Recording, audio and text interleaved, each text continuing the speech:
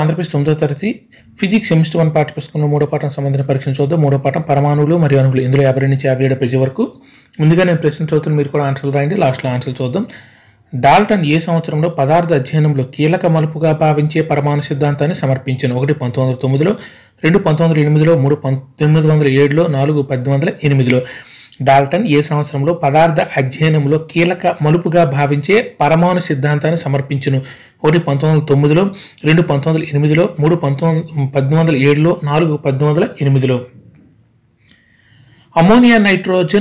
అమోనియాలో nitrogen హైడ్రోజన్లు ఏ భార నిష్పత్తిలో ఉంటాయి? 1 11:3, 2 1:3, 3 14:3, 4 1:13. అమోనియాలో నైట్రోజన్ హైడ్రోజన్లు ఏ భార నిష్పత్తిలో ఉంటాయి? 1 11:3, 2 1:3, 3 14:3, 4 1:13. విభజింప వీలులేని కణాలను పరమాణువు అంటే విభజింప వీలులేని అర్థం పరమాణువు అంటే అని ఎవరు పిలిచెను? 1 ఫ్రౌస్ట్, 2 డెమోక్రటిస్, 3 లెవోయిజర్, 4 లూసిప్పస్. విభజింప వీలులేని కణాలను పరమాణువు లేదా విభజింప వీలులేని అని అర్థమని ఎవరు పిలిచాను? 1 ఫ్రౌస్ట్, 2 డెమోక్రటిస్, 3 లెవోయిజర్, 4 లూసిప్పస్. ఎప్పటికి భారతదేశంలో పదార్థ విభజన గురించి సమాలోచన గావించబడింది? 1 క్రీస్తుపూర్వం 500 నాటికి, 2 క్రీస్తుపూర్వం 400 నాటికి, 3 క్రీస్తుపూర్వం 300 నాటికి, 4 క్రీస్తుపూర్వం 200 నాటికి. ఎప్పటికీ భారతదేశంలో పదార్థ విభజన గురించి సమాలోచన గావించబడింది? 1 క్రీస్తుపూర్వం 500 నాటికి, 2 క్రీస్తుపూర్వం 400 నాటికి, 3 క్రీస్తుపూర్వం 300 నాటికి, 4 క్రీస్తుపూర్వం 200 నాటికి. ప్రాచీన గ్రీకు తత్వవేత్తలని ఎవరు కణాలను విభజించుకుంటూ పోతే ఇంకా ఏమాత్రం విభజింప వీలులేని కణాలను పొందే దశ వచ్చినని తెలిపాను? 1 లెవోయిజర్ మరియు లూసిప్పర్లు, 2 డెమోక్రటిస్ మరియు ఫ్రౌస్ట్లు, 3 డెమోక్రటిస్ మరియు లూసిప్పర్లు, 3 ఫ్రౌస్ట్ మరియు లెవోయిజర్లు. ప్రాచీన గ్రీకు తత్వవేత్తలను ఎవరు కణాలను విభజించుకుంటూ పోతే ఇంకా ఏమాత్రం విభజింప వీలులేని కణాలను పొందే దశ వచ్చినని తెలిపాను? 1 లెవోయిజర్ మరియు లూసిప్పస్లు, 2 డెమోక్రటిస్ మరియు ఫ్రౌస్ట్లు, 3 డెమోక్రటిస్ మరియు లూసిప్పలు, 3 ఫ్రౌస్ట్ మరియు లెవోయిజర్లు. ఎవరు అనేక ప్రయోగాల తర్వాత 2 రసాయనిక సంయోగ నియమాలను ప్రతిపాదించారు? 1 ఫ్రౌస్ట్ మరియు లెవోయిజర్లు, 2 డెమోక్రటిస్ మరియు ఫ్రౌస్ట్లు, 3 లెవోయిజర్ మరియు లూసిప్పస్లు, 3 డెమోక్రటిస్ మరియు లూసిప్పలు. ఎవరు అనేక ప్రయోగాల తర్వాత 2 రసాయన సంయోగ నియమాలను ప్రతిపాదించారు? 1 ఫ్రౌస్ట్ మరియు లెవోయిజర్లు, 2 డెమోక్రటిస్ మరియు ఫ్రౌస్ట్లు, 3 లెవోయిజర్ మరియు లూసిప్పస్లు, 4 డెమోక్రటిస్ మరియు లూసిప్పస్లు. హైడ్రోజన్ మరియు ఆక్సిజన్ 1:8 భార నిష్పత్తిలో సంయోగం చెంది నీటిని ఏర్పరిచి 8 గ్రాముల హైడ్రోజన్ వాయువు పూర్తిగా చర్యనందుకు కావాల్సిన ఆక్సిజన్ వాయువు ద్రవ్యరాశి ఎంత? 1 10 గ్రాములు, 2 40 గ్రాములు, 3 30 గ్రాములు, 4 20 గ్రాములు. హైడ్రోజన్ మరియు ఆక్సిజన్లు 1:8 భార నిష్పత్తిలో సంయోగం చెంది నీటిని ఏర్పరిచిన 5 గ్రాముల హైడ్రోజన్ వాయువు పూర్తిగా చర్యనందుకు కావాల్సిన ఆక్సిజన్ వాయువు ద్రవ్యరాశి ఎంత? 1 10 గ్రాములు, 2 40 గ్రాములు, 3 30 గ్రాములు, 4 20 గ్రాములు. పదార్థం యొక్క స్వభావం గురించి ఒక ప్రాథమిక సిద్ధాంతాన్ని బ్రిటిష్ రసాయన శాస్త్రవేత్త అని ఎవరు అందించారు? 1 లూసిప్పస్, 2 ఫ్రౌస్ట్, 3 లెవోయిజర్, 4 జాన్ డాల్టన్. పదార్థం యొక్క స్వభావం గురించి ఒక ప్రాథమిక సిద్ధాంతాన్ని బ్రిటిష్ రసాయన శాస్త్రవేత్త అయిన ఎవరు అందించారు? 1 లూసిప్పస్, 2 ఫ్రౌస్ట్, 3 లెవోయిజర్, 4 జాన్ డాల్టన్. ఎవరు 2 ముఖ్యమైన రసాయన సంయోగ నియమాలను ప్రతిపాదించడం ద్వారా రసాయన శాస్త్రాలకు పునాది వేసును? 1 లూసిప్పస్, 2 లెవోయిజర్, 3 డెమోక్రటిస్, 4 కణాదుడు. ఎవరు 2 ముఖ్యమైన రసాయన సంయోగ నియమాలను ప్రతిపాదించడం ద్వారా రసాయన శాస్త్రాలకు పునాది వేసును? 1 లూసిప్పస్, 2 లెవోయిజర్, 3 డెమోక్రటిస్, 4 కణాదుడు.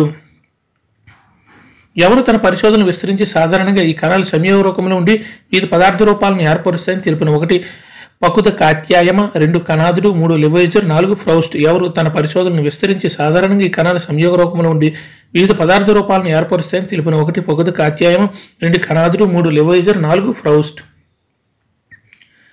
నీరు వంటి సమ్మేళనం యొక్క మూలం ఏదైనప్పటికీ హైడ్రోజన్ ఆక్సిజన్ యొక్క భారాల మధ్య నిష్పత్తి ఎల్లప్పుడూ 1:10, 2 1:9, 3 1:8, 4 2:8. నీరు వంటి సమ్మేళనం యొక్క మూలం ఏదైనప్పటికీ హైడ్రోజన్ ఆక్సిజన్ యొక్క భారాల మధ్య నిష్పత్తి ఎల్లప్పుడూ 1:10, 2 1:9, 3 1:8, 4 2:8. డాల్టన్ ఎప్పుడు మాంచెస్టర్లోని కళాశాల గణితం, భౌతిక శాస్త్రం, రసాయన శాస్త్రాన్ని బోధించడానికి వెళ్లారు? 1 1783లో, 2 1763లో, 3 1773లో, 4 1793లో. డాల్టన్ ఎప్పుడు మాంచెస్టర్లోనూ కళాశాలలో గణితం, భౌతిక శాస్త్రం, రసాయన శాస్త్రాలు బోధించడానికి వెళ్లారు? 1 1783లో, 2 1763లో, 3 1773లో, 4 1793లో. ఒక రసాయనిక పదార్థంలో ఉన్న మూలకాలు ఎల్లప్పుడూ స్థిర భార నిష్పత్తులు ఉంటాయని ఎవరు పేర్కొన్నాడు? 1 లెవోయిజర్, 2 లూసిపస్, 3 ఫ్రౌస్ట్, 4 డెమోక్రటిస్. ఒక రసాయన పదార్థంలో ఉన్న మూలకాలు ఎల్లప్పుడూ స్థిర భార నిష్పత్తులు ఉంటాయని ఎవరు పేర్కొన్నాడు? 1 లెవోయిజర్, 2 లూసిపస్, 3 ఫ్రౌస్ట్, 4 డెమోక్రటిస్. ఎన్ని సంవత్సరాల వయసులోనే ఉపాధ్యాయుడిగా డాల్టన్ వృత్తిని ఆరంభించాడు? 1 12 సంవత్సరాలు, 2 7 సంవత్సరాలు, 3 11 సంవత్సరాలు, 4 10 సంవత్సరాలు. ఎన్ని సంవత్సరాల వయసులోనే ఉపాధ్యాయుడిగా డాల్టన్ వృత్తిని ఆరంభించాడు? 1 12 సంవత్సరాలు, 2 7 సంవత్సరాలు, 3 11 సంవత్సరాలు, 4 10 సంవత్సరాలు. డాల్టన్ ఎప్పుడు జన్మించాడు? 1 1776లో, 2 1766లో, 3 1756లో, 4 1786లో. డాల్టన్ ఎప్పుడు జన్మించాడు? 1 1776లో, 2 1766లో, 3 1756లో, 4 1786లో. పరమాణు సిద్ధాంతం యొక్క ప్రతిపాదనలు. 1 పదార్థము పరమాణువులు అనబడే రసాయన చర్యల్లో పాల్గొనే అతి సూక్ష్మ కణాలచే నిర్మితమై ఉంటుంది. 2 ఒకే మూలకం చెందిన పరమాణువుల ద్రవ్యరాశి రసాయన ధర్మాలు ఒకేలా ఉంటాయి. ఇవ్వబడిన సమ్మేళనంలో వివిధ రకాలైన పరమాణులు వాటి సాపేక్షంగా ఎల్లప్పుడూ స్థిరం. 4 పైవన్నీ. పరమాణు సిద్ధాంతం యొక్క ప్రతిపాదనలు. 1 పదార్థము పరమాణువులు అనబడే రసాయన చర్యల్లో పాల్గొనే అతి సూక్ష్మ కణాలచే నిర్మితమై ఉంటుంది. 2 ఒకే మూలమునకు చెందిన పరమాణువుల ద్రవ్యరాశి రసాయన ధర్మాలు ఒకేలా ఉంటాయి. 3 ఇవ్వబడిన సమ్మేళనంలో వివిధ రకాలైన పరమాణులు వాటి సాపేక్ష సంఖ్య ఎల్లప్పుడూ స్థిరం. 4 పైవన్నీ. ఎన్ని సంవత్సరాల తర్వాత డాల్టన్ పాఠశాల ప్రధాన ఉపాధ్యాయుడు అయ్యాడు? 1 7 సంవత్సరాలు, 2 12 సంవత్సరాలు, 3 3 సంవత్సరాలు, 4 6 సంవత్సరాలు.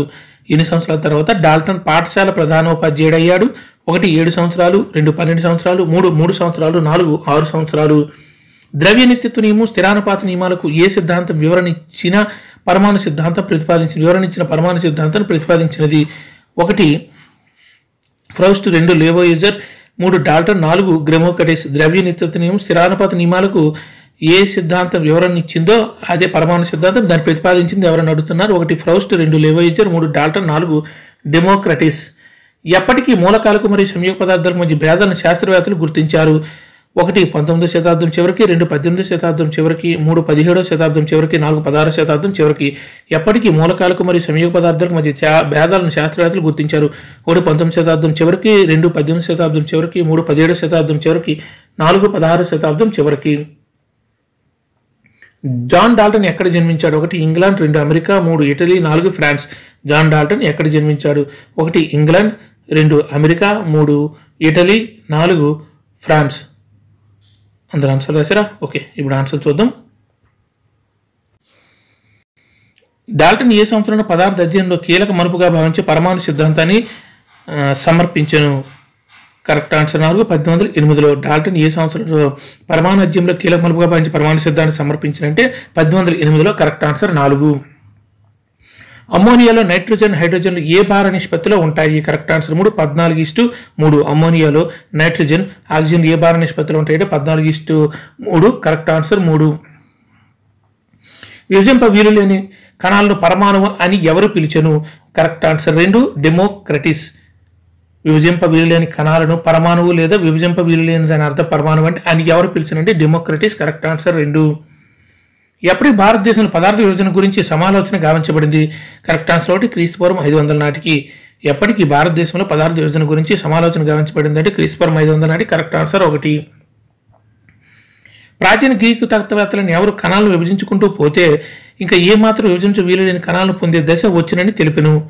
కరెక్ట్ ఆన్సర్ 3 డెమోక్రటిస్ మరియు లూసిపస్లు. ప్రాచీన గ్రీకు తత్వవేత్తలని ఎవరు కణాలను విభజించుకుంటూ పోతే ఇంకా ఏ మాత్రం విభజింప వీలు లేని కణాలను పొందే దశ వచ్చినని తెలిపినంటే డెమోక్రటిస్ మరియు లూసిపస్లు. Correct answer 3. ఎవరు అనేక ప్రయోగాల తర్వాత 2 రసాయనిక సంయోగ నియమాలను ప్రతిపాదించారు?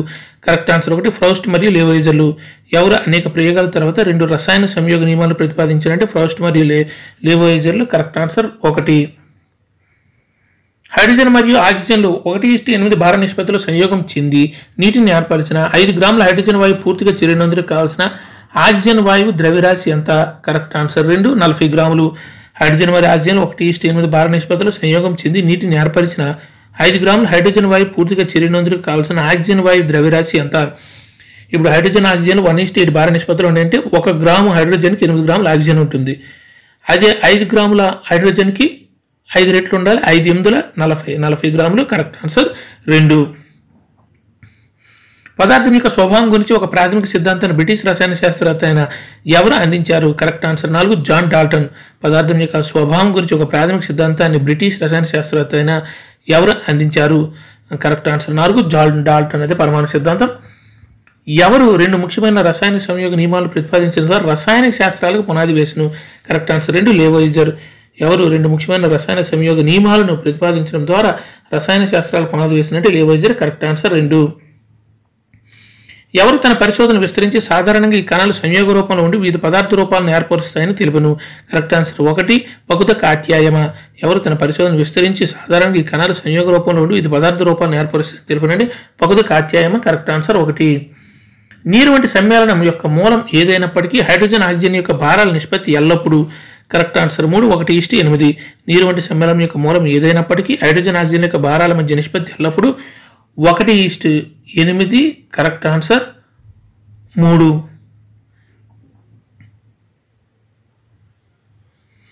డాల్టన్ ఎప్పుడు మాంచెస్టర్లోని ఒక కళాశాలలో గణితం, భౌతిక శాస్త్రం, రసాయన శాస్త్రాన్ని బోధించడానికి వెళ్ళారు? Correct answer 4 1793లో. డాల్టన్ ఎప్పుడు మాంచెస్టర్లోని కళాశాలలో గణితం, భౌతిక రసాయన శాస్త్రం బోధించడానికి వెళ్ళారంటే 1793లో. Correct answer 4. ఒక రసాయనిక పదార్థంలో ఉన్న మూలకాలు ఎల్లప్పుడూ స్థిర భార నిష్పత్తులు ఉంటాయని ఎవరు పేర్కొన్నాడు? Correct answer 3 ఫ్రౌస్ట్. ఒక రసాయనిక పదార్థంలో ఉన్న మూలకాలు ఎల్లప్పుడూ స్థిర భార నిష్పత్తులు ఉంటాయని పేర్కొన్నవాడు ఎవరంటే ఫ్రౌస్ట్. Correct answer 3. ఎన్ని సంవత్సరాల వయసులో ఉపాధ్యాయుడిగా డాల్టన్ వృత్తిని ఆరంభించాడు? కరెక్ట్ ఆన్సర్ 1 12 సంవత్సరాలు. ఎన్ని సంవత్సరాల వయసులోనే ఉపాధ్యాయుడిగా డాల్టన్ వృత్తిని ఆరంభించాడంటే 12 సంవత్సరాల వయసులోనే. Correct answer 1. జాన్ డాల్టన్ ఎప్పుడు జన్మించాడు? Correct answer 2 1766లో. జాన్ డాల్టన్ ఎప్పుడు జన్మించాడంటే 1766లో. Correct answer 2. పరమాణు సిద్ధాంతం యొక్క ప్రతిపాదనలు? కరెక్ట్ ఆన్సర్ 4 పైవన్నీ పదార్థము, పరమాణువులు అనబడే రసాయన చర్యల్లో పాల్గొనే అతి సూక్ష్మ కణాలచే నిర్మితమై ఉంటుంది పదార్థము. పరమాణువులు అనబడే రసాయన చర్యల్లో పాల్గొనే అతి సూక్ష్మ కణాలచే నిర్మితమై ఉంటుంది పదార్థము. ఒకే మూలకం చెందిన పరమాణు ద్రవ్యరాశి, రసాయన ధర్మాలు ఒకేలా ఉంటాయి. ఇవ్వబడిన సమ్మేళనంలో గల వివిధ రకాలైన పరమాణులు వాటి సాపేక్ష సంఖ్య ఎల్లప్పుడూ స్థిరం. ఇవ్వని పరమాణు సిద్ధాంతం యొక్క ప్రతిపాదనలు చాలా ఉన్నాయి. ఇందులో 3 ఇచ్చారు కరెక్ట్ కాబట్టి కరెక్ట్ పైవన్నీ కూడా కరెక్ట్ ఆన్సర్ 4 పైవన్నీ.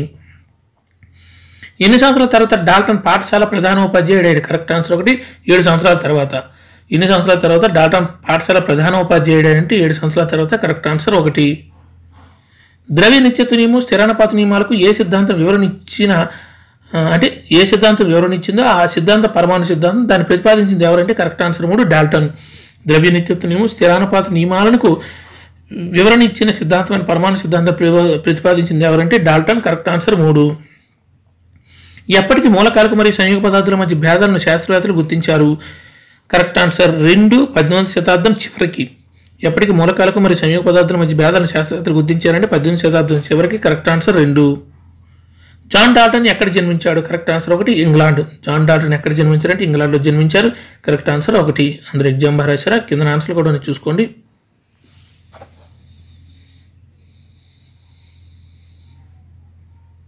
Thank you.